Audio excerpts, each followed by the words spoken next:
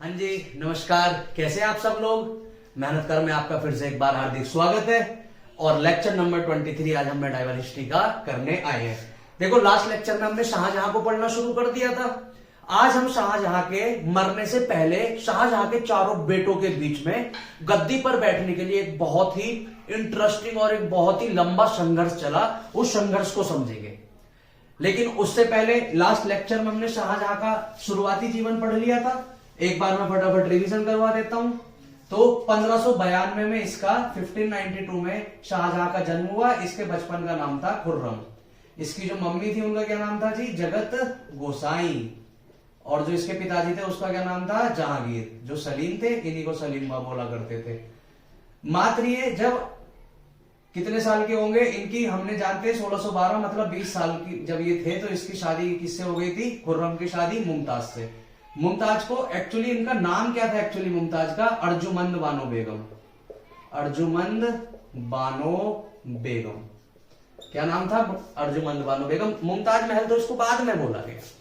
मुमताज महल तो एक्चुअली ताजमहल का नाम था, ठीक है। और तब से हम उसे मुमताज मुमताज कहने लगे, लेकिन एक्चुअली उसका नाम क्या था?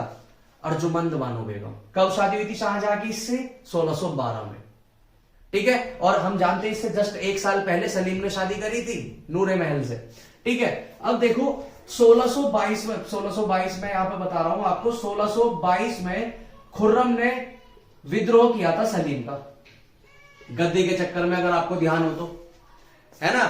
1622 में जब विद्रोह किया था तो खुर्रम ने विद्रोह किया था। तो विद्रोह का जब किया तो सलीम को गुस्सा आया खुर्रम पे कि यार मेरा बेटा मेरा ही विद्रोह कर रहा है, मेरा ही विरोध कर रहा है। तो सलीम ने अपनी सारी सेनाओं को ऑर्डर दिया कि आप जाइए और खुर्रम को पकड़ के लाइए। तो खुर्रम अपनी जान बचाता हुआ पूरे भारत में घूम रहा था, क्योंकि उसको पता था कि अगर सलीम ने मुझे पकड़ लिया तो सलीम मेरे को कठोर सजाएं देगा।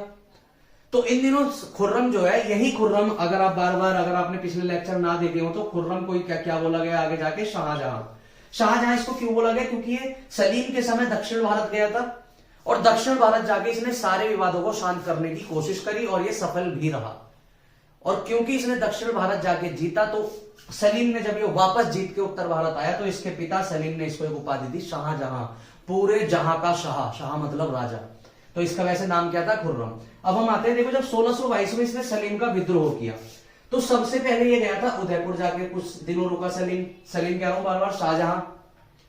उदयपुर में ये रहा। उदयपुर में आज भी एक बहुत फेमस मंदिर है, जग मंदिर। जग मंदिर, इस जग मंदिर से ही प्रभावित होके आप ताजमहल की नक्काशी देखेंगे तो ताजमहल की नक्काशी कहीं ना कहीं जग मंदिर से मिलती है। तो जब अपने विरोध के दिनों में खुर्रम इधर उधर भागता घूम रहा था तो कुछ दिन वो उदयपुर भी रुका था, लेकिन वो समझ गया कि उदयपुर में ज्यादा दिन नहीं बच पाऊंगा, तो फिर वो क्या हुआ? वो यहां से भाग गया दक्षिण भारत। कहां भाग गया जी? दक्षिण भारत। और दक्षिण भारत जाके वो सलीम का विद्रोह कर रहा था। जब वो दक्षिण भारत जाके सलीम का विद्रोह करने लगा तो सलीम ने बोला कि भाई इसको पकड़ के लाओ दक्षिण भारत से मेरे बेटे को, ये तो बगावत कर रहा है राजगद्दी के चक्कर में, मेरे खिलाफ जंग लड़ने की तैयारी कर रहा है। अब सवाल आता है, सलीम के इतने सारे सेनापति थे, कौन सा सेनापति को जिम्मेदारी दी जाए कि वो जाके दक्षिण भारत से और शाहजहां को पकड़ के लाए और जहांगीर के सामने पेश करे? तो ये जिम्मेदारी दी गई। राजस्थान में एक रियासत पड़ती थी बूंदी। किस नाम की जी? बूंदी। बूंदी के उस समय जो राजा थे उनका नाम था, बूंदी के राजा का उन दिनों नाम था उसके बेटे रतन सिंह। हाँ, अब देखो जनरली ये वो वाले रतन सिंह नहीं है जो रतन सिंह हमने बहुत पहले वहां पढ़े थे अलाउद्दीन के समय। ये दूसरे रतन सिंह है, इनको इतिहास में खास जगह नहीं मिलती। लेकिन एक बूंदी रियासत थी, बूंदी के राजा थे रतन सिंह। रतन सिंह को जहांगीर ने यह जिम्मेदारी दी कि तू जा और दक्षिण भारत में मेरा बेटा बैठा हुआ है और मेरे खिलाफ विद्रोह कर रहा है, मेरी बगावत की तैयारी कर रहा है, तो जाओ उसको पकड़ के ला। तो रतन सिंह ने बोला जहांगीर से, ठीक है भाई, आप मुगले बादशाह हैं, आपका ऑर्डर हमें मानना पड़ेगा। और रतन सिंह जाते हैं और शाहजहां को पकड़ के ले आते हैं। पकड़ के लाने के बाद शाहजहां को ले आते हैं बूंदी, और बूंदी ले जाने के बाद एक मैसेज भिजवाते हैं रतन सिंह जहांगीर पे कि सर जी आपने बोला था कि जा मेरे बेटे को पकड़ के ला, मैं पकड़ के ले आया हूं, बताओ इसका क्या करना है। तो वहां से जहांगीर मैसेज भिजवाता है कि अभी तो इसको बूंदी की जेल में डाल, अभी मैं इससे बात नहीं करूंगा, अभी मेरा इस पे वैसे ही खून खौला पड़ा है। तो रतन सिंह शाहजहां को अपने बूंदी में एक जेल में डाल देते हैं। और रतन सिंह का एक बेटा है जिसका नाम है हरि सिंह। हरि सिंह को ये जिम्मेदारी दे दी गई है कि जेल में वो शाहजहां का ध्यान रखेगा। अब हरि सिंह था नटखट। हरि सिंह डेली शाम को शाहजहां को कुछ समय के लिए जेल में से निकलवाता, कभी उससे चने गरम करवाता, कभी उससे पापड़ मिलवाता, कभी उससे चिकन बनवाता, कभी कुछ करवाता। अब शाहजहां कुछ समय तक तो करता रहा क्योंकि विरोधियों की जेल में था। अगर कुछ बोलता तो इन पे पावर थी, हो सकता है हरि सिंह तो बहुत उल्टी दिमाग का था, हो सकता है वो शाहजहां को मार देता। तो कुछ समय तक शाहजहां कभी उसे चने गरम करके लाके दे रहा है, कभी लिटिल लिटिल उसके लिए पैक बना रहा है, कभी उसके पैर दबा रहा है। अब एक दिन क्या होता है कि शाहजहां बोल देता है ठीक है कि आपने मेरे को कैद कर रखा है, लेकिन आप ये मत बोले मैं दिल्ली मुगले सल्तनत का जो बादशाह है मैं उसका बेटा हूं, मैं शहजादा हूं। ये काम आप मुझसे नहीं करवा सकते कि कभी चने गरम करवा रहे हो, कभी दाल गरम करवा रहे हो, ये सब काम बावर्ची के मेरे थोड़े नहीं है। हरि सिंह बोलता है अच्छा ये नहीं करेगा। शाहजहां ने बोला नहीं। उसने अपने अधिकारी को बोला घुंघरू लाओगे घुंघरू।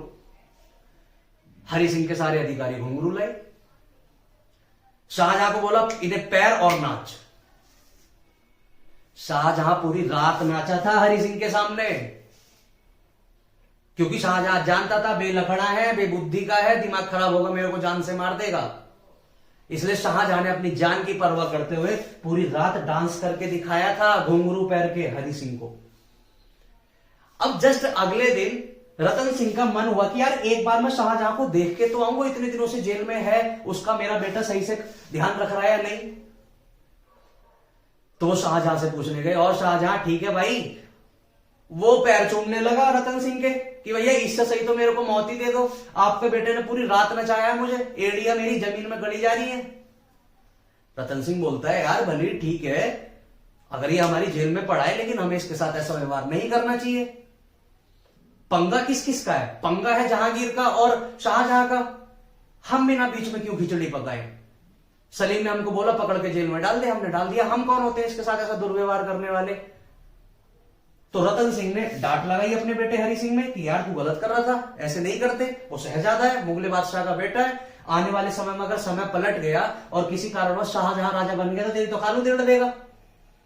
इसलिए हरि सिंह को हटा के इनके रतन सिंह के जो दूसरे बेटे थे उनका नाम था माधो सिंह, और माधो सिंह को शाहजहां की देखरेख में रख दिया। अब माधो सिंह बड़े सज्जन इंसान, बड़े सीधे साधे, वो शाहजहां का पूरा ध्यान रखते। वो इस चीज को भूल गए कि दुश्मन कोई नहीं होता भाई, सबने गद्दी के चक्कर में पहले भी बगावतें होती आई हैं। किसी ने अपने भाई को मारा, किसी ने अपने बाप को, किसी ने अपने दादा को। शाहजहां भी अपनी जगह सही है, राजगद्दी के चक्कर में विद्रोह होता है। अब इसका मतलब ये नहीं कि हमने इस पे जेल पकड़ रखा है तो इससे घुंघरू पैर का डांस करवाएं, डिस्को डांस, ब्रेक डांस, कभी दाल गरम करवा रहे हो, कभी चने बनवा रहे हो, कभी पानी गरम करवा रहे हो, ऐसा नहीं। और माधो सिंह ने शाहजहां के साथ बहुत अच्छा बर्ताव किया। जब माधो सिंह शाम को एक गिलास लेके बैठता तो कह रहा कि एक गिलास नहीं, शाहजहां को बाहर लो और 2 लेके आओ भाई बैग, अब 2 गिलास लेके आओ, आज शाहजहां भी मेरे साथ बैठ के पिएगा। शाहजहां को यह बात बड़ी रास आई कि चलो पूरे महल में कोई बंदा तो ऐसा है जो मेरे को इज्जत दे रहा है, वरना उससे पहला एक था हरि सिंह, चने गरम करवाता था मेरे से। तब माधो सिंह से शाहजहां ने कहा था कि देख भाई, मेरे बाप का कुछ नहीं पता जहांगीर तुम्हें कब ऑर्डर दे दे कि मेरे को जान से मार दो, तुम्हारा कुछ नहीं पता कि तुम कब मेरे को जान से मार दो। लेकिन माधो सिंह इतना ध्यान रखियो कि अगर आने वाले समय में समय चक्र घूमा है ना, और अगर मेरे अल्लाह की, मेरे खुदा की मुझ पे देन हुई किसी कारणवश, अगर मैं मुगले बादशाह बन गया तो बेटे तेरी चांदी चांदी कर दूंगा। माधो सिंह ने बोला यार वो बात की बात है, पहले तू अभी हमारी कैद में, तू आराम से रह, तेरा मैं ध्यान रखूंगा। और आने वाले टाइम में समय चक्र घूमा, जहांगीर बीमार पड़ा, उधर विद्रोह हुए और 1628 में शाहजहां राजा बना। जैसे ही शाहजहां राजा बना, उसको सबसे पहले ध्यान आया माधो सिंह का कि मेरे बुरे दिनों में मेरे साथ कौन था? माधो सिंह। और माधो सिंह के लिए वो शाहजहां दिल से कुछ करना चाहता था, इसलिए उसने क्या करा, जो ये बूंदी पूरा रियासत थी ना, बूंदी में से एक एरिया को तोड़ दिया, जिसको आज हम राजस्थान का कोटा कहते हैं। राजस्थान में एक जगह पड़ती है कोटा, बूंदी में से टूटा है कोटा, इसलिए यहां भी तुम्हें हाड़ा मिलते हैं, यहां भी हाड़ा चौहान और हाड़ा चौहानी बूंदी, यहां पे जितने भी लोग होते हैं उनको हाड़ा बोलते हैं, कोटा के क्यों भी, और क्या कहते हैं ऊपर के बूंदी को भी। क्यों? क्योंकि कोटा बूंदी से ही टूटा है। किसने तोड़ा था? शाहजहां ने। और उसने ये जो ऊपर वाला एरिया, इसके राजा कौन थे? रतन सिंह। रतन सिंह से बोला जी रतन सिंह, आज से तुम्हारे बूंदी को मैं 2 भाग में तोड़ रहा हूं, इस भाग का नाम रहेगा कोटा, और इसका स्वतंत्र बेटा मैं आपके राजा को माधो सिंह बना रहा हूं। मतलब जो आपका ही बेटा है ना, जो राजा है, उसको मैं स्वतंत्र राजा बना रहा हूं कोटा का, और आप देखेंगे ये वाला एरिया। बुरे वक्त में काम आना सबसे अच्छा पुण्य होता है। इंस्टेड ऑफ 4 घंटे आप भगवान के सामने बैठ के घंटी बजा रहे हैं, आप किसी के बुरे वक्त में साथ आ गए, वो आपका जीवन भर सम्मान करेगा। आप फिर देखें, आप इतिहास पढ़ेंगे, आपको 50 बार ऐसे एग्जाम्पल देखने के लिए मिल जाएंगे कि जिन्होंने बुरे समय में अगर वो साथ खड़े रहे तो आने वाले समय में उनकी चांदी ही चांदी हुई है। दिस इज ह्यूमैनिटी, जो साइंस कभी नहीं सिखाएगी, ये तुम्हें यही चीजें सिखाएंगी। मैं लास्ट क्लास में भी एग्जांपल दे रहा था, बच्चे जो डॉक्टर्स होते हैं, एमबीबीएस, एमडी, एमसीएच, इंसानियत उनमें इतनी जीरो है, किसी में, मैं सबको नहीं कह रहा, लेकिन कुछ डॉक्टर्स ऐसे हैं, फीमेल डॉक्टर्स, मेल डॉक्टर, जिनके अंदर इंसानियत नाम की चीज नहीं है। मैंने कल भी एग्जांपल बताया था, जो कि नहीं होना चाहिए। ठीक है, अब देखो होता क्या है, माधो सिंह को बहुत तवज्जो दी जाती है और उनको कोटा का स्वतंत्र राजा बना दिया जाता है। लेकिन शाहजहां बड़ा दिलदार था, वो हरि सिंह को परेशान नहीं करता। हरि सिंह के इन दिनों कब कब आ रहे थे हरि सिंह कि भाई मैं वही था जो आज दिल्ली मुगल सल्तनत का बादशाह है, उसको मैंने पूरी रात रेडियो पे नचवाया था। लेकिन शाहजहां दिलदार आदमी था, उसने हरि सिंह को कुछ भी नहीं बोला। ठीक है, ऐसे राजा बना था वो। ठीक है, ये तो हमने पढ़ लिया था। अब देखो, जब वो राजा बना तो राजा बनने के बाद उसके सामने सबसे बड़ी चुनौती क्या थी? सबसे बड़ी चुनौती थी उसके सामने दक्षिण भारत को जीतना, जो अकबर के समय में तो मिल गया था, लेकिन उसके बाद जहांगीर के समय बड़ा लंबा युद्ध चला, मलिक अंबर से, निजाम शाही, आदिल शाही, कुतुब शाही, मराठों वगैरह से, और सेम चैलेंज था शाहजहां के सामने। कल की क्लास में हमने समझ लिया था कि कैसे शाहजहां ने बड़ी रणनीति के साथ दक्षिण भारत को जीतने की कोशिश करी। आप एक बार और समझ लो कैसे, है ना भाई। ये तो रिवीजन वाली चीजें हैं, जितना ज्यादा रिवीजन होगा उतनी ज्यादा चीजें समझ आएंगी। देखो, ये है एरिया थोड़ा सा ऊपर, ये है बुरहानपुर, यहां पड़ता है बुरहानपुर, ये है बरार, ये है अहमदनगर, नीचे है बीजापुर, और जस्ट इधर है गोलकुंडा। मुगल सल्तनत में अगर दक्षिण भारत की कोई सबसे अच्छी जगह थी या सबसे पैसे वाली जगह थी, सबसे बड़ी रियासतें थी, तो वो थी ये। ठीक है, अहमदनगर में बैठे थे निजाम। कौन बैठे थे? निजाम। और बीजापुर में बैठे थे आदिल शाही। यहां चल रही थी निजाम शाही और यहां चल रहे थे आदिल शाही। जैसे ऊपर मुगल बैठे थे, यहां निजाम बैठे थे, यहां आदिल शाही बैठे थे।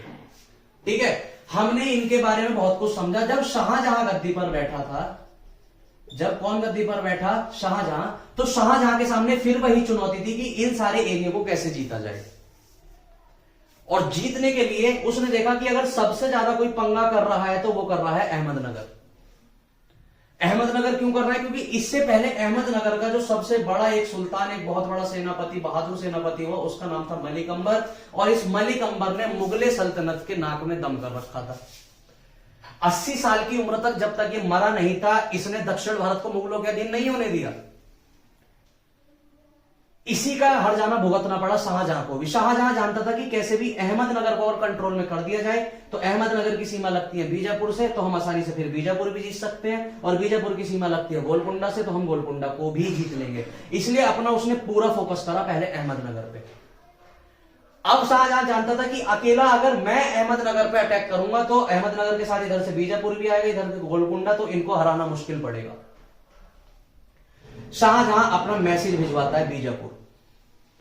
और बीजापुर में उन दिनों राजा बैठा होता है आदिल शाह द्वितीय। आदिल शाह द्वितीय। आदिल शाह को मैसेज भिजवाया जाता है कि आदिल शाह, मैं अहमदनगर पर अटैक कर रहा हूं, तो मेरा साथ दे। अहमदनगर का 1/3 भाग मैं तेरे को दे दूंगा। 1/3 नहीं, मैं गलत बोल रहा हूं, 3/4 भाग। 3/4 भाग मैं तेरे को दे दूंगा। और दूसरा कारण यह था कि अहमदनगर का जो सुल्तान था मलिक अंबर यहां पर इन दिनों अपने आप को दम्भी समझने लगा था। दम्भी मतलब I am the only one. और मलिक अंबर ने कई बार पावर का इस्तेमाल करके बीजापुर में जाके लूटपाट करी थी और आदिल शाह के अकेले बस की नहीं था कि वो मलिक अंबर को मार सके, इसलिए वो चुपचाप बैठा था, खून का घूंट भरे बैठा था। अब उसको मौका मिल गया था कि वो शाहजहां के साथ मिलके अहमदनगर से अपना बदला ले सके। एक तो अहमदनगर उसको मिल जाएगा और साथ में वो मलिक अंबर से बदला भी ले लेगा। आदिल शाह ने बोला ठीक है शाहजहां, आप ऊपर से आक्रमण करो, मैं आपके साथ हूं। शाहजहां बहुत बड़ी आर्मी लेके अहमदनगर अटैक करता है और शाहजहां खुद देख रेख निगरानी रखने के लिए बुरहानपुर आके बैठ जाता है। नीचे से बीजापुर अपनी आर्मी लगा देता है, इधर से शाहजहां इसको घेर लेता है और लगभग पूरा अहमदनगर मुगलों के अधीन आ जाता है।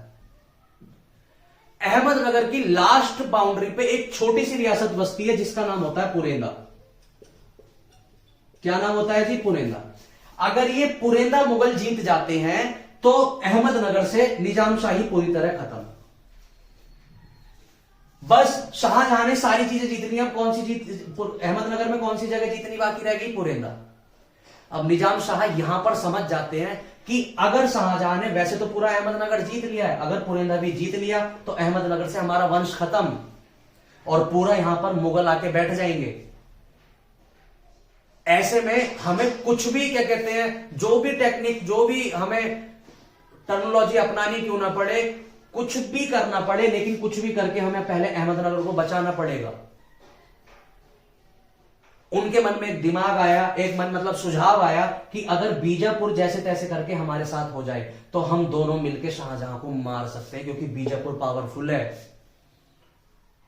तब निजाम शाह जाते हैं बीजापुर के पास और वो बोलते हैं कि बीजापुर के राजा आदिल शाह, हमारी सिर्फ आखिरी रियासत हमारे पास रह गई है पुरेंदा, अगर वो भी हमारे हाथ से चली गई तो अहमदनगर से निजाम शाह का वंश खत्म हो जाएगा। और याद रखना, जब अहमदनगर पर मुगल पूरा कंट्रोल कर लेंगे तो इसके बाद अगला टारगेट आप होगे।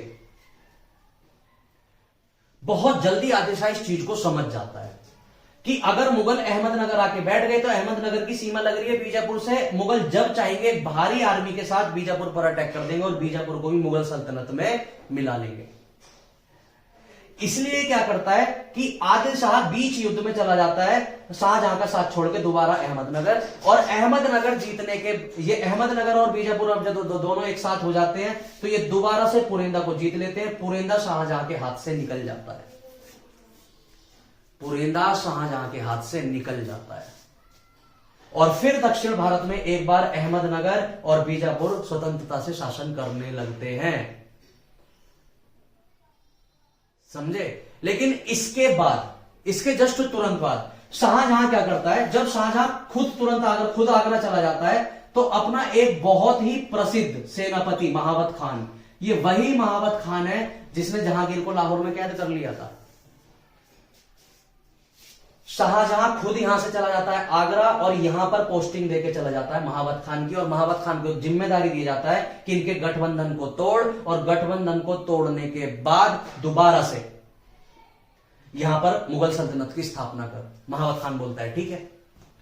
शुरुआती दिनों में जब महावत खान यहां बैठ के प्लानिंग बना रहा होता है तब उसको समझ आता है कि अहमदनगर और बीजापुर को दोनों को साथ में मिलकर हराना बड़ा मुश्किल है, लेकिन एक बार रिस्क लेके देखते हैं। और महावत खान अगेन एक बहुत बड़ी आर्मी के साथ इन पर अटैक करता है और इस बार निजामों को पूरी तरीके से खत्म कर देता है। और इस तरीके से फाइनली महावत खान अहमदनगर को किसमें मिला देता है? मुगल सल्तनत में।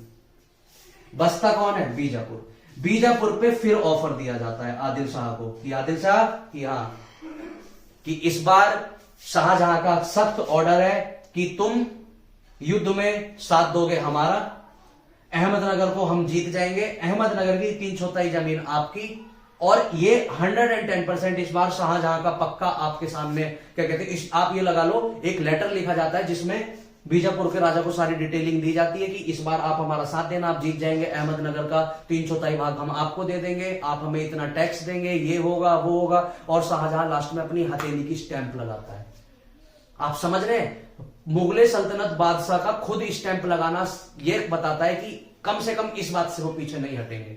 और आदिल शाह को इस पर भरोसा आ जाता है और वो फिर मुगलों की मदद करता है और अहमदनगर फाइनली शाहजहां के बस में आ जाता है। ठीक है जी। और शाहजहां के बस में जब अहमदनगर आ जाता है तो ये मुगलों में मिल जाता है, और फिर धीरे धीरे धीरे धीरे धीरे वो गोलकुंडा और बीजापुर पे भी अपना आक्रमण करके छोटे छोटे एरिया उसको मिलाने लग देते। देखो शाहजहां का कभी भी ऐसा मन था ही नहीं कि वो साम्राज्य विस्तार करे, क्योंकि वो जानता था उसने बैठना है उत्तर भारत में, वो दक्षिण भारत जीत के करेगा क्या? उत्तर भारत को इस कब्जे में रख ले, क्योंकि उधर से मुल्तान और सिंध, लाहौर, पाकिस्तान, पेशावर वाले एरिया से लगातार अटैक हो रहे थे, उनको भी बस में रख ले। वो चाह रहा था कि बस यहां के लोग कम से कम इतना कमिट कर लें कि वो एक तो कभी भी मुगलों पे अटैक नहीं करेंगे, और ऊपर से सालाना या मासिक यहां से टैक्स देते रहेंगे। शाहजहां सिर्फ इतना चाहता था, और इतना करने में वो सफल रहा। तो ये दक्षिण भारत की नीति थी। लास्ट लेक्चर में भी हमने इसको समझ लिया था, लेकिन यहां भी अभी समझ लिया, अच्छी बात है। अब देखो समझो,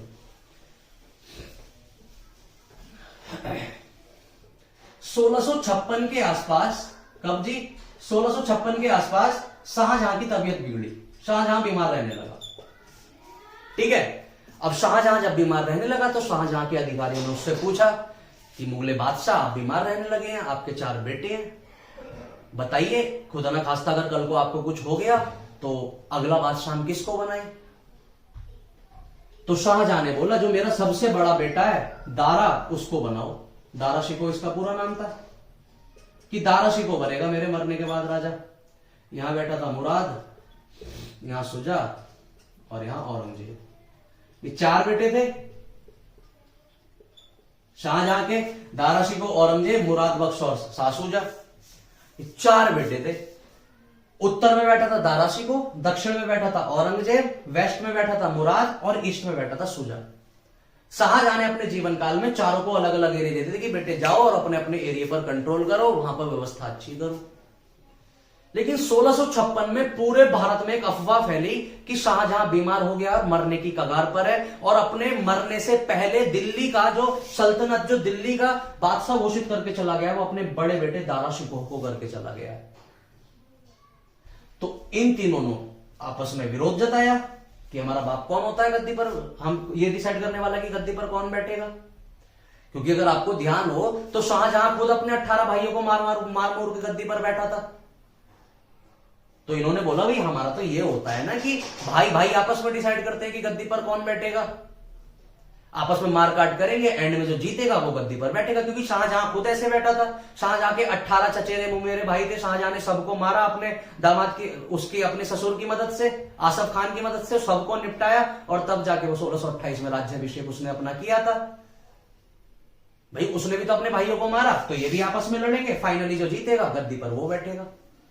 लेकिन शाहजहां ऐसा चाहता नहीं था, वो चाहता था कि मेरा बड़ा बेटा गद्दी पर बैठे, दारा शिकोह। दारा शिकोह बड़ा धार्मिक, बड़ा सेक्युलर, बड़ा लिबरल राजा, संस्कृत का इतना बढ़िया ज्ञानी था। इसने सारे हमारे जितने भी हमारे वैदिक काल के जितने भी बड़े बड़े ग्रंथ हैं, ऋग्वेद, सामवेद, यजुर्वेद, अथर्ववेद, जितने भी बड़े बड़े ग्रंथ हैं, उस समय की जितनी भी अर्थशास्त्र वगैरह अच्छी अच्छी हमारी महान पुस्तकें हैं, सबका इसने फारसी में अनुवाद कराया। बड़ा लिबरल राजा था, सारे धर्मों को बराबर लेके चलता था। तो शाहजहां ने बोला कि औरंगजेब तो बड़ी कट्टर नीति का राजा है, वो तो सिर्फ मुसलमान करेगा, वो भारत में दंगे करवा देगा, इसलिए मैं राजा घोषित किसको करता हूं? दारा शिकोह को। ये बात पता चली औरंगजेब, मुराद और सुजा को कि पिताजी ने किसको घोषित कर दिया है? दारा शिकोह को राजा घोषित कर दिया है। ये तो गलत बात है। औरंगजेब ने मैसेज भिजवाया मुराद के पास। मुराद के पास क्या भिजवाया? मैसेज भिजवाया कि हाँ भाई मुराद तूने कुछ सुना है? तो मुराद बोलता है हाँ भैया मैंने सुना तो है कि पापा ने दारा शिकोह को राजा घोषित कर दिया है। इधर से मुराद को समझ नहीं आया, इधर से सुजा को भी ये बात रास नहीं आई कि भाई दारा शिकोह को पापा ने कैसे राजा घोषित कर दिया, हम आपस में लड़ेंगे, मारकाट करेंगे, जो जीतेगा राजा वो बनेगा। अब औरंगजेब एक मैसेज भिजवाता है मुराद के पास कि मुराद देख, हम 4 भाइयों में से सबसे कुशल राजा तू है, सबसे योग्यता, सारी जो योग्यताएं पूरी होती हैं वो तू करता है, सबसे महान तू है, सबसे वीर तू है, राजा तू बनना चाहिए, और तू जाके लड़ दारा शिकोह से, मैं तेरे साथ खड़ा हूं। वो बोला भैया आप क्या करेंगे? नहीं मैं दक्षिण भारत में ठीक हूं, दक्षिण भारत में अपना बढ़िया चल रहा है हिसाब, तू जाके दिल्ली की गद्दी पर बैठ। एक चीज ध्यान रख, तू लड़ने जाएगा दारा शिकोह को, मैं तेरा साथ देने आऊंगा। और मैं तेरा साथ देने आऊंगा, टेंशन मत ले, तू जाके मार दारा शिकोह को, दिल्ली की गद्दी पर बैठ और मैं तो दक्षिण भारत में ही खुश रहूंगा। मुराद को लगा यार मजा आ जाएगा, औरंगजेब भैया भी हमारा साथ देंगे, दारा शिकोह को हम मार देंगे और दिल्ली की गद्दी पर बैठ जाएंगे। इधर से सूजा कह रहा है कि मेरे को गठबंधन की जरूरत नहीं है। इन दोनों ने अपना क्या बना लिया है, गठबंधन, दोनों साथ मिलकर किस पर आक्रमण करेंगे, दारा शिकोह पर। इधर से सूजा कह रहा है मेरे को किसी की जरूरत नहीं है, मैं अकेले मारूंगा दारा शिकोह को। दारा शिकोह होता कौन है गद्दी पर बैठने वाला। अब इन चारों में भीषण युद्ध छिड़ गया। ये बात पता चली शाहजहां को कि भाई मेरे चारों बेटे आपस में लड़ने की प्लानिंग बना रहे हैं और इधर से ये दोनों मिलकर अटैक करेंगे दारा शिकोह पे, इधर से ये। शाहजहां ने अपने सारे अधिकारियों को बुलाया और एक दरबार लगवाया। सारे अधिकारियों से पूछा कि मैं अपने बाद जो अपना उत्तराधारी घोषित कर रहा हूं, मैं अपने बेटे को कर रहा हूं, तो आज के बाद से मेरे जितने भी सेनापति हैं वो किसका ऑर्डर मानेंगे, दारा शिकोह का। क्योंकि आज के बाद से जो अगला सुल्तान होगा वो कौन होगा, दारा शिकोह। सारे अधिकारी, सारे सेनापति किसके अंडर काम करेंगे, दारा शिकोह। सारे सेनापतियों से पूछा गया आपका प्रथम कर्तव्य क्या है। सेनापति ने बोला हमें अपने सुल्तान की जान की रक्षा करनी है। शाहजहां ने बोला आपके सुल्तान को बहुत खतरा है, इधर से मुराद और औरंगजेब आके अटैक करने वाले, इधर से सूजा, बचाओ इन्हें। अब सवाल आता है जाएगा कौन, सवाल आता है जाएगा कौन। तो इधर से जो मुराद सूजा जो आ रहा है, इधर से शाह सूजा, इसको लड़ने के लिए भेजा गया मिर्जा राजा जयसिंह को। मिर्जा राजा जयसिंह राजस्थान के बहुत ही कुशल महान राजाओं में से एक मिर्जा राजा जयसिंह। मिर्जा राजा जयसिंह को जिम्मेदारी दी गई कि वो सूजा को मारेंगे जाके और उसे पीछे भगाएंगे। मिर्जा राजा जयसिंह जाते हैं और सूजा को गंदा मार के भगा देते हैं। सूजा भाग जाता है, वापस बंगाल में रहने लगता है। इसको समझ आ जाता है कि दारा शिकोह के सेनापतियों से लड़ना मेरे बस की काम नहीं है। अब सवाल आता है ये तो चलो अकेला आ था, इधर से दो आर्मी आ रही है, एक मुराद की आर्मी आ रही है, एक औरंगजेब की, इनसे लड़ने कौन जाएगा। तो उन दिनों जोधपुर के जो राजा थे, कहां के जी, जोधपुर, ये वही जोधपुर है जो रणमल के बेटे जोधा ने बसाया था। जोधपुर जैसे उदय सिंह ने उदयपुर बसाया, बीका ने बीकानेर बसाया, वैसे ही रणमल कौन थे, राजस्थानी इतिहास में रणमल एक बहुत ही महान राजा हुआ, लेकिन इतना बड़ा और इतना विशाल काय राजा था ना, लेकिन क्या करे, एक लड़की के चक्कर में मर गया। पढ़ेंगे आगे उसको भी, कभी राजस्थान का इतिहास, अभी तो हम इंडियन हिस्ट्री पढ़ रहे हैं, कभी राजस्थान की हिस्ट्री पढ़ाऊंगा ना, वहां पे उसके बारे में बताऊंगा। रणमल का बेटा था जोधा, जोधा भाई नहीं, जोधा बेटा था। उस जोधा ने एक शहर बसाया था जोधपुर, ठीक है। और जोधपुर के जिन दिनों ये क्या कहते हैं, ये जब अभी जो मैं सारी बातें बता रहा हूं, उन दिनों जोधपुर के जो राजा थे उनका नाम था, यहां पे तो मिर्जा जयसिंह बैठे थे और यहां पर जसवंत सिंह। पूरे राजस्थान के इतिहास में अगर कोई सबसे ज्यादा रणनीतिक रूप से, सबसे ज्यादा अगर रिलेशनशिप, ये रणनीतिक होता है ना कि प्लानिंग बनाना, प्लानिंग के पर्सपेक्टिव से अगर कोई सबसे तगड़ा राजा था वो था जसवंत सिंह, और मजबूत भी, महान। जसवंत सिंह को जिम्मेदारी दी गई कि तू जाके मुराद और औरंगजेब को मारेगा। जसवंत सिंह ने बोली मेरे सिंह लग रहे, मैं क्यों मारूंगा, मैं तो नहीं जाऊंगा, मुझे क्या मिलेगा मैं जाऊंगा तो शाहजहां ने बोला तू जाके इन दोनों को मार, पूरा मालवा तू ले लिया। मालवा मध्य प्रदेश की वही जगह जो टैक्स के रूप में सबसे रिच जगह थी। मालवा पर हर राजा अधिकार करना चाहता था। जसवंत सिंह ने बोला यार मालवा मिल गया तो मजा आ जाएगा, वहां तो पैसा बहुत है, हम जोधपुर का विकास करेंगे अपना। और तो बोल देता है ठीक है, अगर तो आप मेरे को मालवा दोगे तो मैं दोनों को जाके मारूंगा। तो वो जाके मालवा बैठ जाता है। जसवंत सिंह मान जाता है कि ठीक है, अगर मालवा मेरे को मिलेगा तो मैं अटैक करता हूं। अब इधर से औरंगजेब और मुराद प्लानिंग बना रहे होते हैं कि इधर से मैं जाके मालवा पहुंच जाऊंगा और औरंगजेब तू अपनी आर्मी लेके ये मालवा, दोनों यहां पर मिलेंगे और फिर यहां से चलेंगे आगरा। आगरा में बैठा है दारा शिकोह, उसको मारेंगे। लेकिन इतने ऊपर से आगरा से आके मालवा में कौन बैठ जाता है, जसवंत सिंह। और जसवंत सिंह का काम यह है कि मुराद को और औरंगजेब को रोकना है। और जसवंत सिंह क्यों रोक रहा है इनको, क्योंकि उसको मालवा मिलेगा। और मालवा में ऐसा क्या है कि मालवा कृषि प्रधान जगह थी उन दिनों, कृषि बड़ी अच्छी होती थी और टैक्स कलेक्शन बड़ा अच्छा होता था। अब इधर से आ जाता है औरंगजेब, इधर से आ जाता है मुराद। उन्हें पता चलता है कि मालवा में ऑलरेडी बैठा है जसवंत सिंह। औरंगजेब समझ जाता है कि अभी जसवंत सिंह बहुत शक्तिशाली है और हम नहीं लड़ पाएंगे। तो औरंगजेब क्या करता है, यहां पर फिर कूटनीति अपनाता है, रणनीति अपनाता है, और जसवंत सिंह के पास बोलता है कि यार हम तो आगरा जा रहे हैं, प्लीज हमें जाने दें आगरा, हम तो, हम पता चला है हमारा बाप बीमार है, हम तो उसकी खबर लेने जा रहे हैं। तो जसवंत सिंह ने बोला यार तुम्हारी माँ ने क्या संस्कार दिए तुम्हें, बड़े अच्छे बच्चे हो तुम तो, आजकल तो ऐसे बच्चे ढूंढने से भी नहीं मिलते, अगर दिन में दिया जला के ढूंढे, बहुत अच्छी बात है, जाओ बाप की खबर लेके आओ। लेकिन एक बात बताओ, ये 1 लाख फौजी कहां लेके जा रहे हो तुम? तो औरंगजेब ने बोला यार मैं सेनापति हूं, सेनापति के साथ तो हमेशा सेना चलती है। जसवंत सिंह ने बोला नो बेटे, चीटिंग नहीं, बाप से मिलके आओ, कोई प्रॉब्लम नहीं, लेकिन ये 1 लाख की 1 लाख आर्मी यहीं रहेगी, सिर्फ तुम दोनों जाओगे आगरा मिलने। तो औरंगजेब बोलता है यार ऐसा तो गड़बड़ी हो जाएगी। तो औरंगजेब बोलता है जसवंत सिंह यार मेरे को 1 महीने का समय दो, मैं अपनी आर्मी को यहां सेट कर देता हूं, उनके खाने पीने की व्यवस्था, उनके रहने के लिए पंडाल वंडाल की व्यवस्था कर देता हूं, क्योंकि 50,000 फौजी थे मुराद के, 50,000 फौजी थे औरंगजेब के। उन्होंने बोला मैं इनके रहने खाने की व्यवस्था कर दूं और फिर 1 महीने बाद हम दोनों चले जाएंगे आगरा बाप से मिलने अपने शाहजहां से। लेकिन इस 1 महीने में औरंगजेब फिर प्लानिंग बनाता है कि कैसे जसवंत सिंह को क्रैक किया जाए, क्योंकि जसवंत सिंह को हरा के ही वो आगरा जा सकते थे, और जब तक आगरा नहीं पहुंचेंगे तब तक वो दारा शिकोह को नहीं मारते, और दारा शिकोह को नहीं मारते तो उन पे आगरा की गद्दी हाथ में नहीं आती, वो मुगले बादशाह नहीं बनते। अब इन दिनों औरंगजेब सोच रहा है कि मैं क्या करूं क्या करूं क्या करूं, और उन दिनों जसवंत सिंह के साथ एक और सेनापति आया था जिसका नाम था कासिम खान। क्या नाम था? कासिम खान। औरंगजेब एक दांव चलता है और कासिम खान को मैसेज पहुंचवाता है। कासिम खान से बोलता है यार कासिम खान तू हिंदू है? कासिम खान ने बोला कैसी बेलकड़ी बात कर रहे हो औरंगजेब, यार मैं काहे का हिंदू, मैं तो मुसलमान हूं। तेरे को पता, तो इसको माइंड वॉश करने लगता है औरंगजेब कि तेरे को पता है जो दारा है वो तो हिंदू है। कासिम खान बोलता है यार दारा तुम्हारा भाई है, तुम मुसलमान हो तो दारा भी मुसलमान है, दारा कैसे हिंदू हो गया? तो औरंगजेब बोलता है एक बात बता, जब सुजा ने आक्रमण किया था तो कौन सेनापति गया था? जी मिर्जा राजा जयसिंह गया था। कौन है? हिंदू है। अभी मालवा में जो सबसे महान सेनापति, जो सबसे ताकतवर सेनापति है, वो कौन बैठा है? जसवंत सिंह। कौन है? हिंदू है।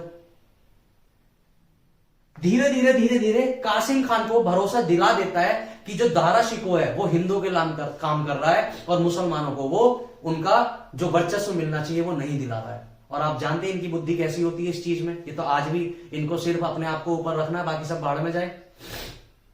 पाकिस्तान अफगानिस्तान का हाल देखते हैं ना आप, सीरिया तुर्की क्या हाल हुआ पड़ा है यहाँ पे, लेबनान सीरिया, सऊदी अरेबिया ने अब बोला है लड़की ड्राइव कर सकती हैं, वरना उनके जीन्स पहनने ड्राइविंग तक पे रोक लगा रखी थी। ये तो आज भी इतने हो, तो सोचिए उस समय इनकी क्या बुद्धि चलती होगी।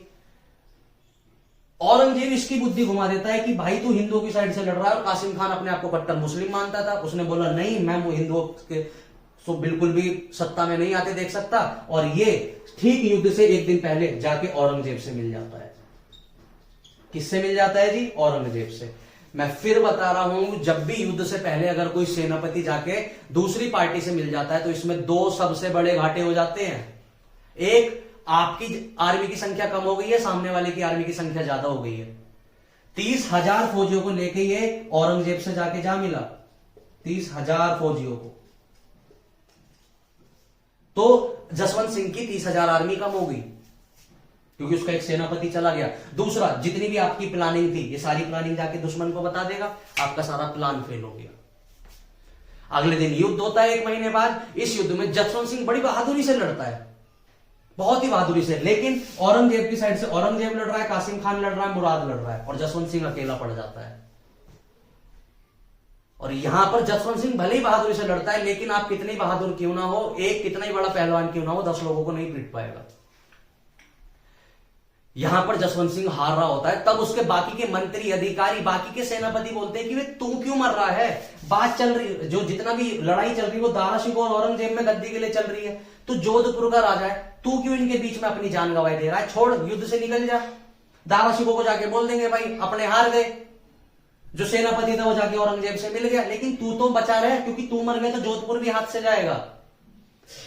जसवंत सिंह बोलता है नहीं यार, इतिहास में अपने को ऐसे पढ़ा जाएगा कि मैं युद्ध से डर के भाग गया, बिल्कुल नहीं जाऊंगा। मंत्रियों ने बोला, उसके मंत्री संतरे ने कि भाड़ में जाए इतिहास, उसके पकड़े हाथ पैर और जैसे बच्चों को पकड़ते हैं जैसे तैसे जसवंत सिंह को युद्ध में से निकाल के लेके गए और इस युद्ध में औरंगजेब की फिर किस्मत काम करी और औरंगजेब इस युद्ध को जीत गया। इन दोनों में जो युद्ध हुआ है किस किस में, यहां पे कौन आए थे, मिर्जा राजा जयसिंह। मिर्जा राजा जयसिंह जो सुजा से युद्ध लड़े हैं, ये जो युद्ध लड़े हैं इस युद्ध को हम बोलते हैं बहादुरगढ़ का युद्ध। कहां का युद्ध, बहादुरगढ़ का। और इन दोनों में जो युद्ध हुआ है ये हुआ है सामूगढ़ का युद्ध। मध्य मालवा में एक जगह पड़ती है सामूगढ़, तो सामूगढ़ का युद्ध किस किस में हुआ भैया, जसवंत सिंह और औरंगजेब और मुराद में।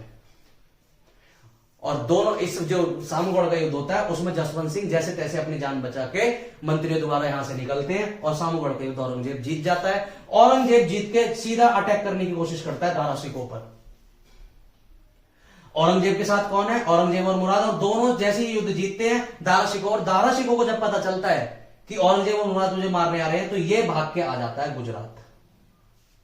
क्योंकि देखो मुराद और औरंगजेब कहां पहुंच गए हैं, आगरा और दिल्ली, और दारा शिकोह अपनी जान बचाने के लिए कहां भाग के आ जाता है, गुजरात। इतना समझे। अब देखो यार मजेदार कहानी है, टेंशन मत लो, ठीक है। ये था अपना, यहां कौन बैठा है, दारा शिकोह जो सबसे बड़ा बेटा है, इधर बैठा था सुजा, इधर बैठा था मुराद, इधर था औरंगजेब। औरंगजेब, मिर्जा राजा जयसिंह, मिर्जा राजा जयसिंह और सुजा के बीच में जो युद्ध हुआ है इस युद्ध का क्या नाम है, बहादुरगढ़ का युद्ध। औरंगजेब और मुराद आपस में लड़के जो मालवा में लड़े इस युद्ध का क्या नाम है, सामूगढ़ का युद्ध, सामूगढ़ का युद्ध। इस युद्ध में औरंगजेब की किस्मत खेली और औरंगजेब जीत गया और वो जाके आगरा पहुंच जाता है मुराद के साथ। औरंगजेब दारा शिकोह अपनी जान बचाने के लिए कहां जाता है, गुजरात। अब दिल्ली की गद्दी पर कौन बैठ जाता है, औरंगजेब। कौन बैठ गया जी, औरंगजेब। औरंगजेब जैसे ही गद्दी पर बैठता है वो मुराद को बुलाता है और उसको बेसमेंट में लेकर जाता है कि चल यार तेरे को राजा बनाए, मैंने बोला था ना कि राजा बनने के काबिल तो तू है, चल तेरे को राजा बनाते हैं। और बड़ी हक करके उसे हलाल करता है मुराद को और मार देता है औरंगजेब। छल कपट इसमें कूट कूट के भरा हुआ था, हरामीपन लचीलापन इसमें कूट कूट के भरा हुआ था। इसने सबसे पहले मुराद को निपटाया, हलाल करा उसको, जैसे मुर्गे को और बकरे को हलाल करते हैं तमीज से। अब मुराद की फाइल निपट गई, दारा शिकोह कहां के बैठ गया है, गुजरात। सुजा कहता है यार अपने ने पहले अटैक किया था दारा शिकोह पे लेकिन हम हार गए थे, एक बार और किस्मत आजमाते हैं। इन दिनों दारा शिकोह कहां पर है, गुजरात में, और औरंगजेब कहां पहुंच गया है, दिल्ली। तो जब औरंगजेब दिल्ली पे बैठा है तो सुजा अपनी किस्मत आजमाने के लिए औरंगजेब पर अटैक करता है। किस पर अटैक करता है, औरंगजेब पर। लेकिन इस बीच देखो होता क्या है, जब औरंगजेब दिल्ली की गद्दी पर बैठ जाता है तो सबसे पहले मिर्जा राजा जयसिंह उससे मिल जाते हैं। वो समझ जाते हैं कि अब दिल्ली की गद्दी पर औरंगजेब बैठ चुका है, औरंगजेब पावरफुल है, पावरफुल इंसान से टकराना अच्छी बात नहीं है, चुपचाप जाके उससे समझौता कर लेते हैं। तो मिर्जा राजा जयसिंह औरंगजेब से समझौता कर लेते हैं कि देखो इससे पहले दारा शिकोह राजा थे तो हम दारा शिकोह की साइड से लड़ रहे थे, अब आप राजा हो तो हम आपकी साइड से लड़ेंगे। औरंगजेब ने बोला वेरी गुड, ऐसे राजा चाहिए अपने को, ठीक है। लेकिन औरंगजेब ने बोला मिर्जा राजा जयसिंह यार तू तो मेरी साइड आ गया है, कोई प्रॉब्लम नहीं है, लेकिन तुझसे ज्यादा खतरनाक है जसवंत सिंह, पावरफुल वो है, कूटनीतिक दिमाग उसमें ज्यादा है, उसको भी मेरी साइड लेके आ। तो मिर्जा राजा जयसिंह जसवंत सिंह के पास जाते हैं। जसवंत सिंह उन दिनों जोधपुर में बैठा था। अब देखो जसवंत सिंह के बारे में थोड़ा समझो। जब वो मालवा के यहां पे जो सामूगढ़ का युद्ध हुआ है, जैसे तैसे उसके मंत्री संतरी ने उसकी जान बचा के उसको जोधपुर लेके गए हैं, ठीक है। ये बात पता चलती है मिर्जा राजा जयसिंह, ये जो जसवंत सिंह था उसकी रानी को, जो जोधपुर में उसकी रानी महल के अंदर बैठी है, कि मेरा राजा युद्ध हार के बीच मैदान में युद्ध छोड़ के वापस जोधपुर आ रहा है। इसका मतलब जो मेरा राजा है वो वीर नहीं है, वो कायर है।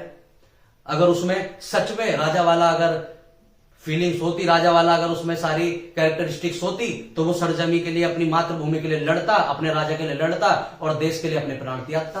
लेकिन वो तो डरपोक निकला, अपनी जान की परवाह करते हुए युद्ध के मैदान में से छोड़ के आप मैदान को और भाग के और वापस जोधपुर आ रहा है। किले के दरवाजे बंद करवा दिए थे रानी ने कि ये राजा किले में नहीं घुस जाना चाहिए, मेरे को ऐसा डरपोक राजा नहीं चाहिए। जी उसने तो उसके घोषित कर दिया कि मेरा राजा मर गया है, लड्डू बंटवा दिए, तहरी भी करवा दी। अब मिर्जा राजा जयसिंह पहुंचता है महल में, बोलता है दरबारी से, भाई गेट वेट खोलो, कैसी गेट वेट बंद है? तो गेटकीपर बोलते हैं, सर आप कौन? अबे मैं जसवंत सिंह भाई, जोधपुर का राजा। सारे गेटकीपर बोलते हैं, सर जी आपकी तो तहरी भी खा ली हमने, आपकी रानी ने तहरी भी करवा दी। जैसे तैसे करके जसवंत सिंह के बाकी मंत्री उस रानी को समझाते हैं कि ये तो युद्ध लड़ रहा था, ये तो आ ही नहीं रहा था, मर जाता, हम इसे खींच के लेके आए हैं। अगर ये मर जाएगा तो जोधपुर को कौन संभालेगा? तब भी रानी माफ कर देती है, फिर भी क्या कहते हैं उसको, महल का दरवाजा खोल के उसको अंदर बुला लेती है, लेकिन फिर भी उसे ढकोसले सुना सुना के उसे किलसा लेती है। जब जसवंत सिंह को शाम को खाना लाया जाता है तो खाना उसको सोने चांदी के बर्तन में लाया जाता है, खूब सारी कटोरियां, नाना प्रकार के भोजन जसवंत सिंह के लिए लाए जाते हैं। अब थाली में जब क्या कहते हैं कटोरी आ रही होती है तो कटोरी थोड़ी सी हिलेंगी तो वो आपस में लगेंगी, तो आपस में जब हिलेंगी तो टन टन की आवाज आएगी। वहीं पे जसवंत सिंह बैठा है, वहीं पर उसकी रानी बैठी है। रानी अपने बावर्ची और खाना जो परोस रहे थे उनसे बोलती है कि इसको सोने चांदी के बर्तन में खाना मत लाया करो, इसको पत्तल में खाना लाया करो। कि क्यों? कि जब आप खाना लाते हो तो कटोरी हिलती है, कटोरी हिलती है तो टन टन की आवाज आती है, और इसको टन टन की आवाज से डर लगता है। कि कैसे? कि वहां युद्ध लड़ रहा था, वहां तलवारें आपस में टन टन कर रही थी, आवाज सुन के भाग के आ गया, डरपोक है, टन टन की आवाज से इसको डर लगता है, इसको पत्तल में खाना दिया करो। जसवंत सिंह ने बोला, मैडम अब चुप भी हो जा, ठीक है मैं थोड़ी नहीं आ रहा था, मेरे को तो मंत्री संतरी लेके आ गए, तू बोले तो अभी जा औरंगजेब को मार के आऊं। उसने बोला ना बेटर है, तेरे बस की कुछ ना है। बहुत समय तक जसवंत सिंह की उसकी रानी ने उतारी भी थी, समझे। अब फाइनली मिर्जा राजा जयसिंह जसवंत सिंह के पास जाते हैं और बोलते हैं, देखो जब तक दारा शिकोह दिल्ली की गद्दी पर बैठा था हम उसकी साइड से लड़े, लेकिन अभी दारा शिकोह की साइड रहने से कुछ फायदा नहीं, क्योंकि वो तो खुद गुजरात में छिपा पड़ा है, अपने प्राणों की जैसे तैसे सुरक्षा कर रहा है। अभी दिल्ली की गद्दी पर बैठा है औरंगजेब, वो पावरफुल है, उससे जाके समझौता कर लेते हैं। तो जसवंत सिंह ने बोला चलिए यार ठीक है। तो मिर्जा राजा जयसिंह जैसे तैसे जसवंत सिंह को क्या कर लेते हैं, मना लेते हैं, और जसवंत सिंह भी जाके औरंगजेब से मिल जाता है। क्या होता है जी? औरंगजेब से मिल जाता है। अब इसी बीच सुजा विरोध कर देता है, किसका? यहां पर अब कौन बैठ गया है? औरंगजेब। कौन बैठ गया है जी? औरंगजेब। इधर से मुराद मर चुका है और गुजरात पे कौन छिप रहे हैं, छिपे बैठे हैं? दारा शिकोह, ठीक है। और ये तो पूरा औरंगजेब के पास है। इतने इधर से सुजा दोबारा अपनी किस्मत आजमाना चाहता है और औरंगजेब पर अटैक करता है। जब औरंगजेब पर अटैक करता है तो औरंगजेब जसवंत सिंह को क्या करता है, एक मौका देता है कि जसवंत सिंह जा भाई, सुजा मेरे पर अटैक कर रहा है, उसको जा और मार। जसवंत सिंह कहता है ठीक है आप राजा हैं, आप बोल रहे हैं तो मैं जाता हूं और सुजा को मारूंगा। लेकिन जैसे ही जसवंत सिंह पहुंचते हैं, उनके युद्ध लड़ने से पहले दिमाग में एक चीज आती है कि जब मैं सामूगढ़ में मालवा में बैठा था तो ये वही औरंगजेब है जिसने मेरे एक सैनिक कासिम खान को, मेरे एक सेनापति किसको, कासिम खान को अपनी साइड मिला लिया था। अगर ये कासिम खान को अपनी साइड नहीं मिलाता तो सामूगढ़ के युद्ध में मैं इसे मार देता और आज गद्दी पर बैठा होता दारा शिकोह। लेकिन क्योंकि औरंगजेब ने मेरे साथ छल कपट करके मेरे ही एक दूसरे सेनापति को अपनी साइड मिला लिया था, इसलिए मैं युद्ध में हारा। उसी की वजह से मेरी बीवी भी मेरी इतनी उतारती है, सोने चांदी के बर्तनों में खाना देने तक से मना कर देती है।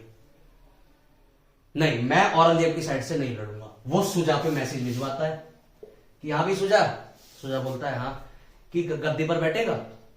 सुजा बोलता है हाँ, ये तो मेरा सबसे पहला क्या कहते हैं दिली इच्छा है कि मैं गद्दी पर बैठूं। तो जसवंत सिंह बोलता है देख, जिस दिन युद्ध होगा मैं यहां खड़ा होऊंगा, औरंगजेब यहां खड़ा होगा, तू मेरे सामने खड़ा होगा। ये औरंगजेब है, यहां मैं हूं, यहां कौन है? सुजा। औरंगजेब के हिसाब से मैं तुझे मारूंगा, ठीक है। लेकिन मैं तुझे ना मार के मैं बहुत भीषण आक्रमण करूंगा औरंगजेब पे, और औरंगजेब को मार के उसकी आर्मी को नुकसान पहुंचाऊंगा, और औरंगजेब के जितने भी हथियार हैं लेके मैं वापस निकल जाऊंगा जोधपुर।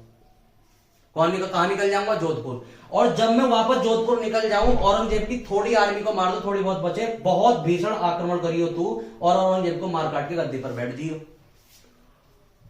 सुजा ने बोला बिल्कुल बढ़िया, मजा आ गया जी तुम्हारी प्लानिंग में। तो मैंने बताया जसवंत सिंह बहुत बड़ा प्लानिंग राजा था, बहुत अच्छी प्लानिंग करता था। युद्ध की डेट आई। इस युद्ध में क्या हुआ? इस युद्ध को बोला जाता है खजुआ का युद्ध। कौन सा युद्ध जी? खजुआ का युद्ध। खजुआ एक जगह पड़ती है आगरा के जस्ट नीचे, आगरा के पास, आगरा के जस्ट नीचे एक जगह पड़ती है खजुआ। खजुआ में युद्ध हुआ। कहां युद्ध हुआ? खजुआ में। अब देखो खजुआ के युद्ध में, खजुआ का युद्ध कहां पड़ती है जगह? आगरा। कहां जी? आगरा। इधर से मुराद है, मुराद कह रहा हूं सुजा, मुराद तो पहले भैया मार दिया गया है, सुजा। ठीक है, इधर से जसवंत सिंह लड़ने आ रहा है इससे, जसवंत सिंह, और जसवंत सिंह के साथ औरंगजेब भी है।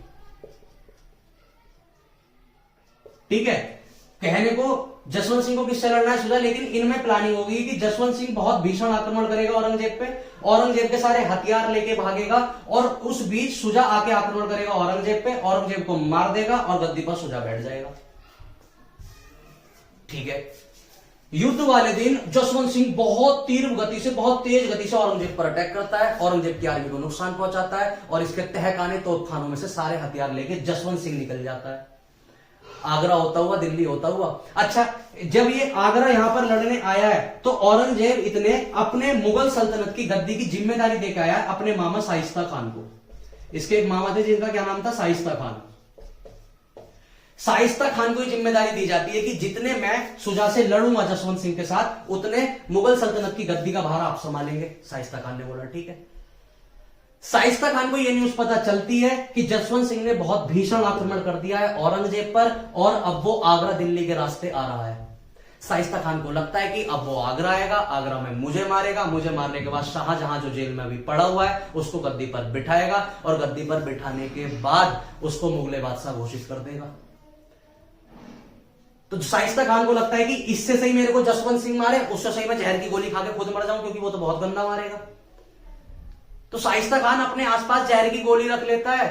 उसकी रानियां बोलती हैं अबे बावड़े, कम से कम इंतजार तो कर, अगर जसवंत सिंह आएगा महल में तो गोली खा लियो, पहले क्यों खा रहा है? हो सकता है ना आए। लेकिन जसवंत सिंह महल में नहीं आता, वो चुपचाप जोधपुर चला जाता है। लेकिन इस बीच ही इतना महाआलसी होता है सुजा, इतना महाआलसी होता है कि जसवंत सिंह जब इस पर आक्रमण करके जाता है तो ये उसके 4 घंटे बाद औरंगजेब पर आक्रमण करता है, 4 लगभग घंटे बाद। इन 4 घंटे में औरंगजेब फिर अपनी एक कूटनीति बना लेता है, जहां तहां से हथियार इकट्ठे कर लेता है। अगर ये 4 घंटे सुजा उस दिन इसको नहीं देता तो औरंगजेब को हम इतिहास में ही नहीं पढ़ते। लेकिन सुजा इतना महाआलसी था, इतना महाआलसी था कि इसको बीच में 4 घंटे मिल जाते। उन 4 घंटे में औरंगजेब फिर रिकवरी कर लेता है और उस 4 घंटे के बाद फिर समय चक्र बदलता है, औरंगजेब की किस्मत फिर जाग उठती है और वो सुजा को जो भगाता है। सुजा उसके बाद भाग जाता है मणिपुर असम आज का, जो आज की मणिपुर असम है ना, वहां भाग जाता है। और उसके बाद सुजा का आज तक नहीं पता सुजा गया कहां, क्योंकि उसको पता था कि अगर औरंगजेब को पता चल गया तो औरंगजेब बहुत गंदा मारेगा, इसलिए सुजा भाग जाता है पूर्वोत्तर भारत में, जो आज का मणिपुर, त्रिपुरा, मेघालय है ना, वहां पे। और फाइनली फिर खजुआ के युद्ध में भी औरंगजेब जीत जाता है। ठीक है, अब क्या है, सुजा पहुंच चुका है पूर्वोत्तर भारत, इसका कुछ नहीं पता, मुराद निकल चुके हैं। अब गुजरात में कौन बैठा है? गुजरात में बैठा है भैया अपना यही दारा, और बाकी भारत में कौन बैठ गया है? औरंगजेब।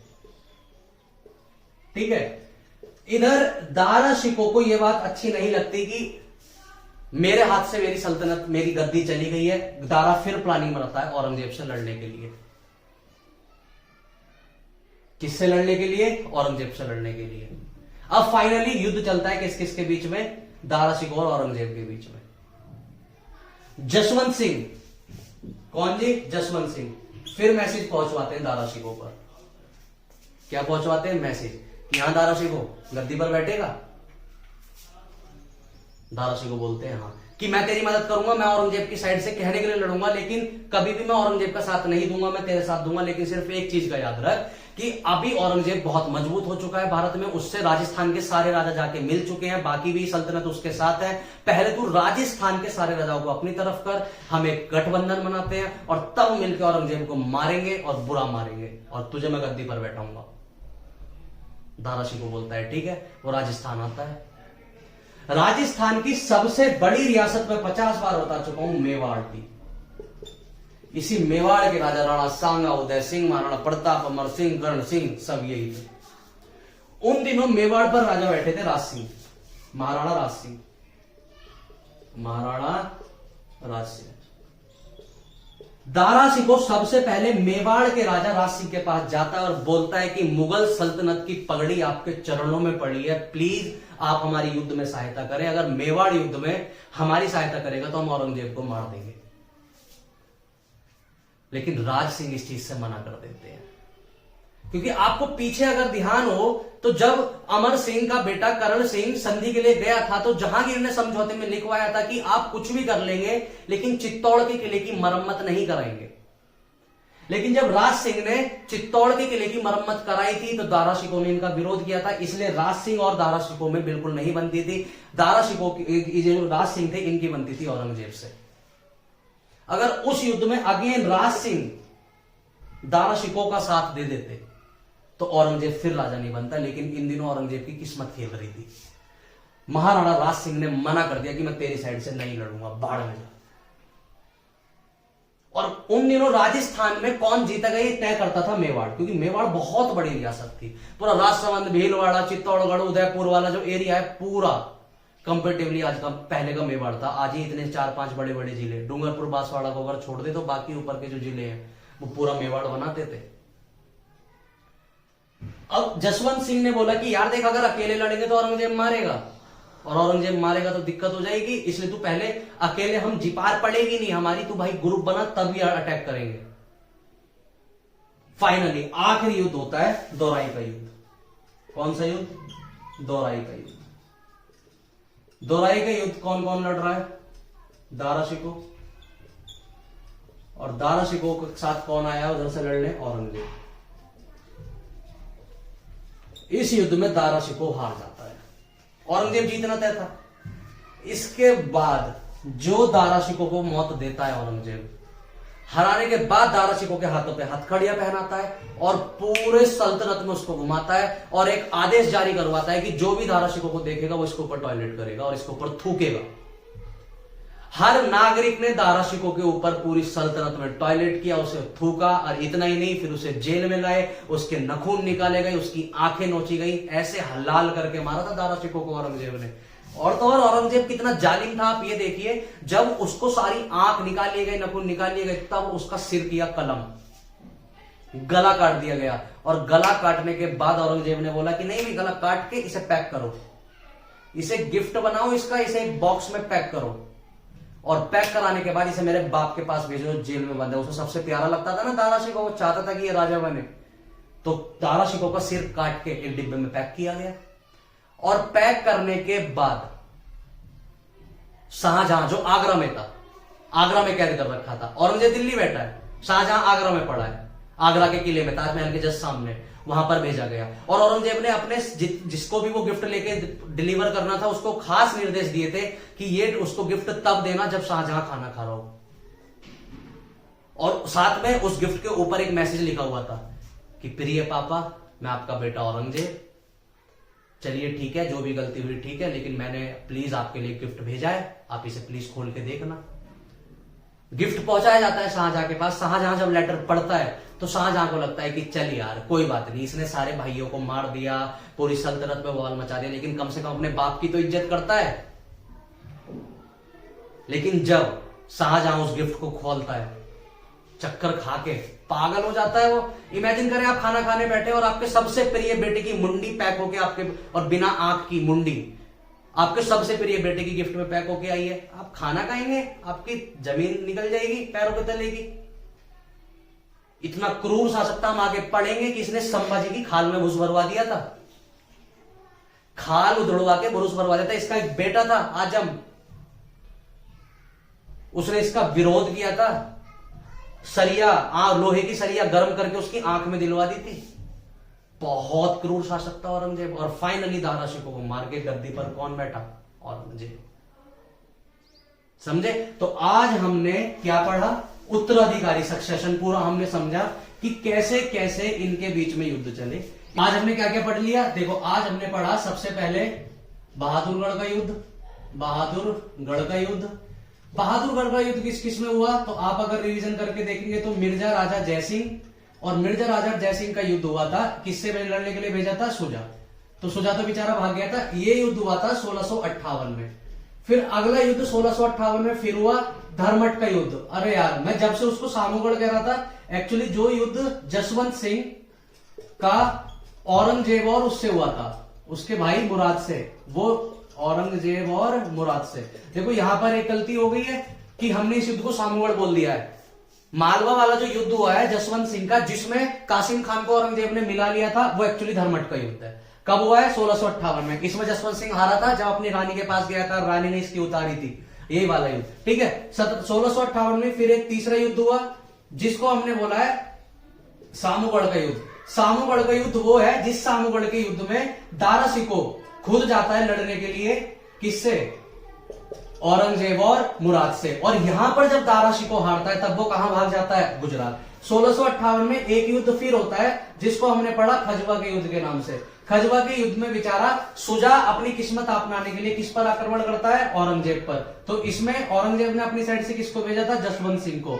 तो जसवंत सिंह लड़ता है किससे? जसवंत सिंह लड़ता है अपना मुराद से, मुराद कह रहा हूं सुजा से। और सुजा इस युद्ध में बेचारा कहां भाग जाता है पता ही नहीं चलता है। ठीक है, भाग जाता है बेचारा क्योंकि मरने वाला होता है जस्ट। और लास्ट युद्ध हमारा किससे हो जाता है? मैंने बताया था जसवंत सिंह तो भाग जाता है, लेकिन जैसे तैसे औरंगजेब को 4 घंटे दे देता है। और जब औरंगजेब इस पर दोबारा आक्रमण करता है तो सुजा अपना एक चप्पल पहनता है पैर हाथों में और बिना पीछे देखे भागता है गोली की रफ्तार से। और आखिरी 1659 में युद्ध होता है दोराई का युद्ध। कौन सा युद्ध जी? दोराई का युद्ध। दोराई के युद्ध में औरंगजेब फाइनली लड़ता है किससे? औरंगजेब फाइनली दोराई के युद्ध में लड़ जाता है दारा शिकोह से। दारा शिकोह के बाद इस बार कोई समर्थन नहीं होता तो दारा शिकोह हारने तय थे। और इस युद्ध में दारा शिकोह को बहुत ही निर्दयता से औरंगजेब मारता है, टॉयलेट करवाता है, लोगों से थुकवाता है, नखून निकालता है, आंख निकाल लेता है और लास्ट में मुंडी शाहजहां के पास भेजता है। और फाइनली 1659 में औरंगजेब दोबारा से गद्दी पर बैठता है। देखो एक बार वो गद्दी पर बैठ जाता है यहां पर 1658 में, और एक बार उसे दोबारा से अपना गद्दी पर राज्याभिषेक कराना पड़ता है। तो मुगल सल्तनत में इकलौता ऐसा बादशाह जो 2 बार अपना राज्याभिषेक कराए वो औरंगजेब था। ठीक है, और 1659 में पकड़ के सबसे पहले जो काम करता है वो शाहजहां को पकड़ता है और जेल में डलवाता है। और 1659 से जब तक 1666 तक, शाहजहां की मौत होती है 1666 में, 7 साल शाहजहां अपने अंतिम दिनों के जेल में बिताता है, आगरा के जेल में, आगरा की कैद में। उन 7 साल तक औरंगजेब अपने बाप से इतनी खार खाता था कि दिल्ली पर बैठा आगरा गया भी नहीं। इवन जब शाहजहां की मृत्यु हुई थी ना तो औरंगजेब कंधा देने भी नहीं गया था। मुगल सल्तनत का इकलौता ऐसा बादशाह शाहजहां है जिसको बेटे का कंधा भी नहीं मिला। जो कर्मचारी थे, अधिकारी थे, उन्होंने उसकी लाश को दफनाया था, शाहजहां की लाश को मुमताज के बराबर में। वो हम पढ़ेंगे आगे। ठीक है, तो फाइनली आज हमने ये युद्ध पढ़े। अपना अच्छे से रिवीजन करना, नोट्स बनाते रहना। ये युद्ध बड़े इंटरेस्टिंग और बड़े ही जरूरी हैं इतिहास पे एक मजबूत पकड़ बनाने के लिए। ठीक है, बहादुरगढ़ का युद्ध, मिर्जा राजा जयसिंह सुजा को भगा दिया था। धर्मट के युद्ध में जहां पर ये मालवा में आके बैठ गए थे, लेकिन यहां से क्या होता है, जो कासिम खान होता है वो इनकी साइड मिल जाता है। फिर दारा शिकोह खुद एक युद्ध लड़ने जाते हैं, किससे? औरंगजेब और मुराद से। लेकिन इस युद्ध में जब दारा शिकोह हारते हैं तो कहां भाग जाते हैं? गुजरात भाग जाते हैं। और उसके बाद एक बार अपने फिर दोबारा से किस्मत आजमाने के लिए सुजा जाता है, लेकिन सुजा इतना आलसी होता है कि वो औरंगजेब को बीच युद्ध में समय दे देता है, जिस कारण औरंगजेब युद्ध में वापसी कर लेता है। और फाइनली दोराई के युद्ध में औरंगजेब तीनों अपने भाइयों को निपटा विपटा के भगा के गद्दी पर बैठता है और अपने बाप को जेल में डाल देता है। ठीक है जी, बाकी शाहजहां के बारे में 2-3 बातें जो रह गई हैं वो नेक्स्ट लेक्चर में पढ़ लेंगे। और फिर इतिहास का सबसे क्रूर शासक मुगल सल्तनत का कौन? औरंगजेब, उसको हम पढ़ना शुरू करेंगे। ठीक है, चलिए जब तक के लिए धन्यवाद।